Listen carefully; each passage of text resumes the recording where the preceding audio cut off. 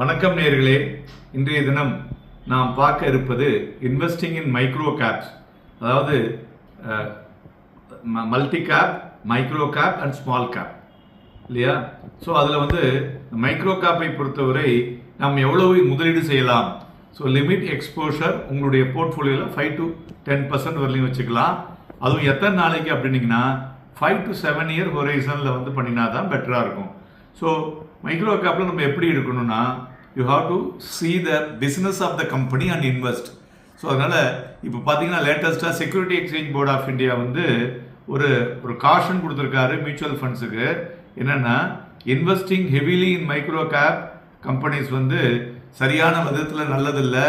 Liquidity பார்த்தீங்கன்னாக்கா ஒரு கன்ஸ்ட்ரெயின்ட்டாக இருக்கிறது ப்ளஸ் வாலட்டிலிட்டி இருக்கிறதுனால retail investors who invest directly இந்த ஸ்டாக்ஸில் பண்ணும் பொழுது அல்லது இன்டைரக்டாக மியூச்சுவல் ஃபண்ட்ஸ் மூலிமா வாங்கும் பொழுது சில காஷியஸ் அப்ரோச் தேவை அப்படின்னு சொல்லியிருக்காரு. மெயினாக இதில் ஒரு ஹை ரிட்டர்ன் பொட்டன்ஷியல் இருக்கிறது. ஏன்னா மல்டி கேப் ஆஃபர் பார்த்தீங்கன்னா ஏர்லி ஸ்டேஜ் ஆஃப் க்ரோத் ஆப்பர்ச்சுனிட்டிஸை அதங்களை கண்டுபிடிச்சி அதன் மூலிமா நிறைய லாபங்கள் வரக்கூடும். பட் சக்ஸஸ்ஃபுல் நியூ ப்ராடக்டில் பார்க்கும் பொழுது எக்ஸ்பேன்ஷன் டு த நியூ மார்க்கெட்னு நம்ம அதை எடுத்துக்கலாம். இருந்தாலும் செபியில் ஒரு காஷியஸ் அப்ரோச், அதனால தான் 5 to 10% நம்ம கொடுத்துருக்கோம். Then volatility and illiquid. So micro cap stocks பார்த்தீங்கன்னா more volatile than the large cap அப்படின்னு எடுத்துக்கலாம். அதுமாரி லிக்விடிட்டிஸும் பார்த்தீங்கன்னாக்க சம்டைம்ஸ் இல்லிக்விடாக இருக்கும். ஸோ சம்டைம்ஸ் பார்த்தீங்கன்னா நிறைய லிக்விடிட்டி இருக்கும். ஸோ அதனால் volatility measures 13 to 17% for the Nifty 50னா இதில் 24லேருந்து 26% வரலையும் இருக்கக்கூடும்.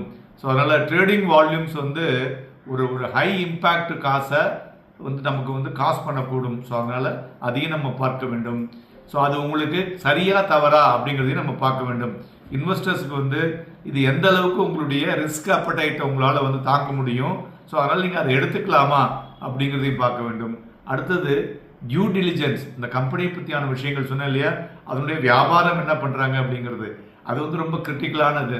ஸோ அதனால் இது எல்லாவற்றையும் ஒரு ப்ராடாக நீங்கள் பார்த்துக்கிட்டு அதற்கு தகுந்தாற்போல் நீங்கள் முதலீடு செய்யும் பொழுது அதில் டைரக்ட் ஈக்விட்டிலையோ இல்லை மியூச்சுவல் ஃபண்ட்ஸ்லையோ மைக்ரோ கேப்பில் முதலீடு செய்யும் பொழுது உங்களுடைய கண்ணோட்டம் எப்படி இருக்க வேண்டும் என்றால், குறைந்தது 5 to 7 வருடம் வரை நான் ஹோல்டு பண்ணுவேன் அப்படின்னு வச்சிங்கனாக்க அதில் நிறைய லாபம் கிடைக்கும். நன்றி, வணக்கம்.